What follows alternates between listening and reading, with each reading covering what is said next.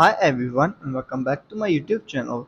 So guys, today in this video I'm going to tell you how to fix check-in feature not working in iOS 17.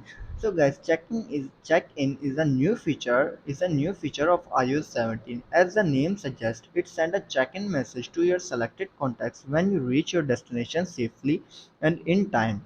But many people say iOS 17 check-in is not working as expected on their iPhone and you are also facing this issue. Don't worry, I will tell you how to fix this.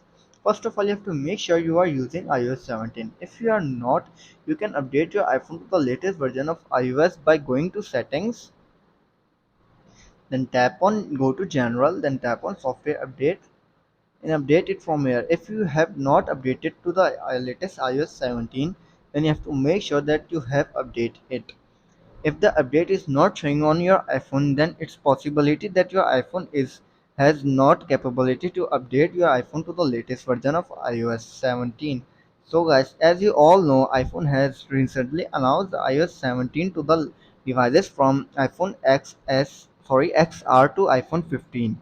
So if you are using these devices, you will easily see an update. And if you are not using these devices, then iOS 17 will not allow your iPhone. After this, then you have to make sure iMessages is enabled on your iPhone. To do this, simply have to go to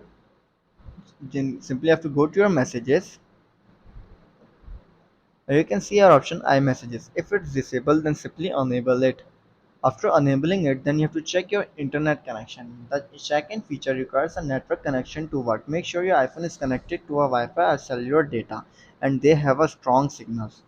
After this, then you have to enable your location services. The check-in feature requires location services to work. To make sure your location services are turned on, simply go to your settings, then go to privacy and security, and go to location services and see if it's enabled or disabled. If it's disabled, then simply enable it. After enabling it and you're still facing the same issue again and again, then you have to do is restart your iPhone. This can often resolve minor software glitches. Simply you have to go to your general, scroll down and tap on shutdown. Shut down your iPhone and then restart it after 15 to 20 seconds later. So guys, if this video helps you, then make sure to like and subscribe my YouTube channel for upcoming videos, and thanks for watching.